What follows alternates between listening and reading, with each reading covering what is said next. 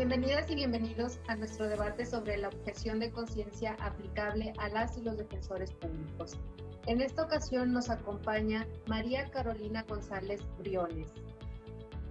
Ella es doctora en Derecho Penal por parte del Centro de Estudios de Posgrado, tiene maestría en Educación, en Terapia Familiar y Derecho Fiscal. Ha sido asesor jurídico particular, defensora pública en materias civil, familiar, mercantil y penal. También fungió como agente del Ministerio Público adscrito a la Subprocuraduría del Control de Legalidad de la Procuraduría General del Estado. Llegó a ocupar el cargo de directora general de la Defensoría Pública del Estado de Coahuila. En el ámbito académico, ha sido coordinadora académica de la licenciatura en Derecho. Tiene amplia experiencia en la impartición de materias relacionadas con el derecho en la Universidad del Valle de México. En el ámbito legislativo, ha participado en la elaboración, redacción y revisión de proyectos de iniciativas y ordenamientos jurídicos municipales y estatales. Actualmente es consultora especialista en temas del sistema de justicia penal y trabaja actualmente en las iniciativas del proyecto Certificación para la Justicia en México, ejecutado por el CEAD. También nos acompaña Jaime Arturo Gutiérrez Barrios. Él es maestro en política criminal por la Universidad Autónoma de San Luis Potosí. Universidad Autónoma de San Luis Potosí, División de Posgrados, tiene un diplomado en juicios orales por el Instituto Nacional de Ciencias Penales. Ha sido catedrático de la materia de Derecho Procesal Penal en la Universidad del Valle de México y titular de las materias de Derecho Romano 1 y 2, Derecho Constitucional, Garantías Individuales, Derecho Penal 1, 2 y 3, Derecho Procesal Penal y Amparo en Materias Penal en la Universidad del Centro de México, UCEM. Ha ocupado diversos cargos en la Administración Pública Estatal como director de la Defensoría Pública Penal, subdirector y coordinador regional Zona Media Defensoría Pública del Estado. Actualmente es el director general del Instituto de la Defensoría Pública de San Luis Potosí. Bien, les recuerdo la dinámica de la sesión. Cada persona tendrá 5 minutos para presentar su postura inicial. Después de esto, van a tener 7 minutos cada uno para la réplica. Y para finalizar, contaremos con 3 minutos para cerrar el debate. Cuando quede 1 minuto de cada bloque, les haré una seña y una campana sonará al finalizar el tiempo de cada sesión. Bien. La presentación del problema es: ¿la objeción de conciencia es aplicable a las y los defensores públicos? Al público en general, les recuerdo que tenemos activa esta encuesta en nuestra página y en las redes sociales. Bien, para iniciar este debate, tiene la palabra Carolina. Tiene 5 minutos. Adelante. Muchísimas gracias. La verdad es que yo creo que iniciaríamos diciendo que la amplitud ideológica que tenemos en la actualidad, pues es la que va presionando al derecho para que regule precisamente situaciones que están o han estado fuera de su alcance, no obstante que se han estado aplicando a manera de costumbre, de uso, a manera de práctica por parte del ser humano. Prueba de ello es precisamente el tema que hoy nos ocupa, la objeción de conciencia. Y específicamente algo que le precede, el derecho a la libertad de convicción ética, el derecho a la libertad de creencias, de religiones, ¿verdad?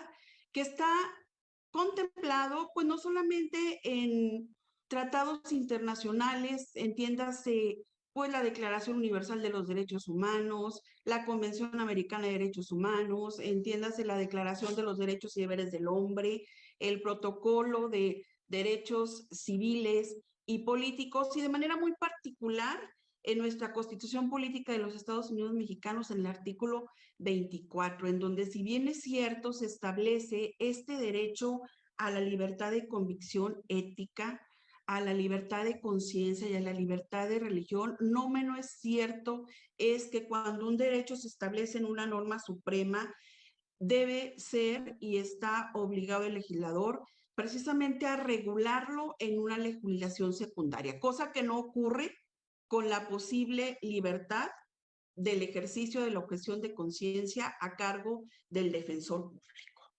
¿sí?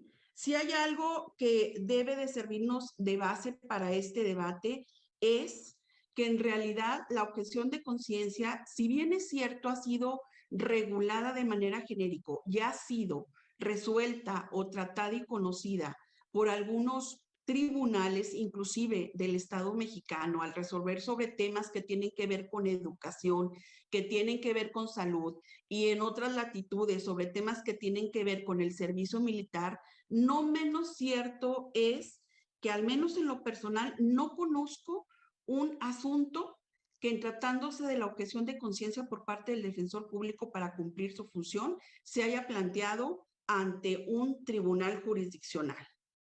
No voy a negar que probablemente de hecho, ¿verdad?, se haya llevado a cabo el ejercicio de la objeción de conciencia de manera administrativa o interpartes. Llámese defensor público con su coordinador o subdirector, llámese defensor público con su director o titular de esa dependencia. Pero insisto, es cierto, ¿verdad? Y se puede corroborar que no obstante que está regulado a nivel internacional, a nivel nacional, ¿sí? Inclusive en la legislación secundaria de unos estados, no menos cierto es que no se ha abordado el tema en tratándose del ejercicio de la función del defensor público. ¿Por qué me opongo yo? ¿Por qué considero que al menos justo en este momento, en este tiempo, estoy hablando del año 2022, ¿por qué no es factible el permitir que el defensor público ejerza la objeción de conciencia como un mecanismo o como un instrumento del derecho a la libertad de convicciones éticas, de conciencia y de religión?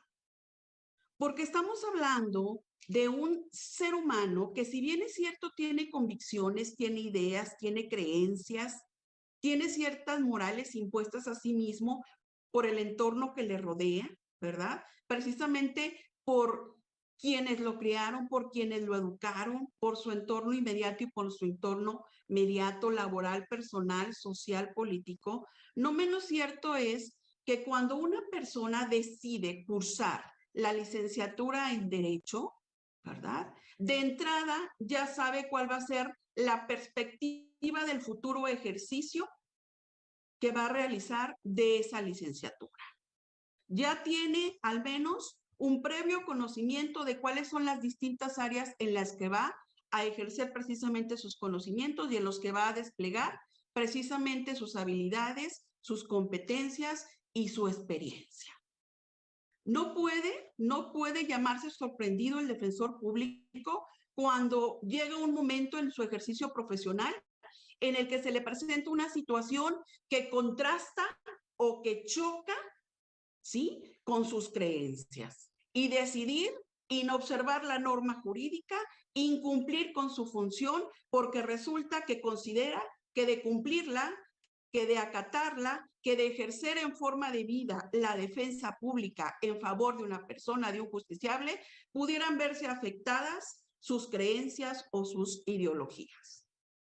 Insisto, una persona, un ser humano que decide ejercer el derecho y ejercer en la defensa pública, de antemano ya sabe cuál va a ser el panorama en su ejercicio profesional, ¿sí? Sabe perfectamente que está obligado y deberá estar obligado a acatar la ley.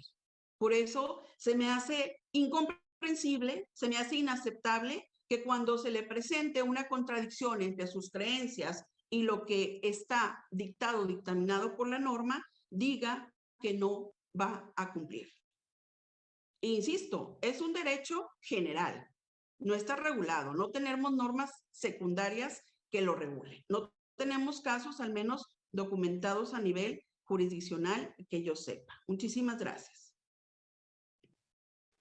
Muchísimas gracias por tus aportaciones, Carolina. Creo que es interesante destacar lo que nos compartes respecto a que en el tema de las defensorías públicas no se ha visto y no se ha tratado este tema. Si bien es cierto, ya la Corte se ha pronunciado al respecto, es decisión de las defensorías públicas el poder tratar este tema.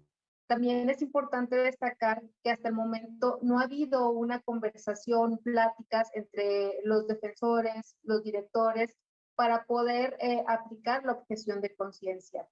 Es importante mencionar, como tú lo dices, que cuando nosotros decidimos cursar la carrera de Derecho, tenemos un panorama amplio de lo que se acerca, de lo que vamos a hacer. Entonces, sí es interesante analizar y resaltar estos puntos de tu postura. Muchísimas gracias. Ahora continuamos con tu participación, Jaime. Adelante. Listo, muchísimas gracias. Bueno, primero que nada, saludo con mucho cariño a Carolina, doctora María Carolina. Siempre es un gusto saludarte, Caro. Y agradezco también al SEAD por esta invitación y bueno, siempre contentos de participar en los temas con el tema de semilla, ¿no? Que creo que es una de las grandes iniciativas, uno de los grandes proyectos de SEAD con excelentes resultados. Vayamos un poquito al tema. Carolina plantea bastante bien lo que es el artículo 24 de nuestra Constitución, que habla sobre esa libertad de convicciones, libertad de convicciones éticas, sobre todo. Yo creo que sería el tema más adecuado para luego traspolarlo al tema justo de la objeción de conciencia. La objeción de conciencia no es otra cosa que renunciar a esas convicciones y esas libertades respecto a tus creencias o tu forma de pensar. Sin embargo, bueno, yo considero que el artículo 20 constitucional, apartado B, fracción octava, pues nos obliga y nos da la directriz de ejercer una defensa técnica y adecuada a través de un profesional del derecho especializado que defienda a una persona en conflicto con la ley penal. Y entonces, al ser una obligación constitucional, bueno, no hay, desde mi punto de vista, no debe de haber una objeción de conciencia para el defensor público, desgraciadamente, quizás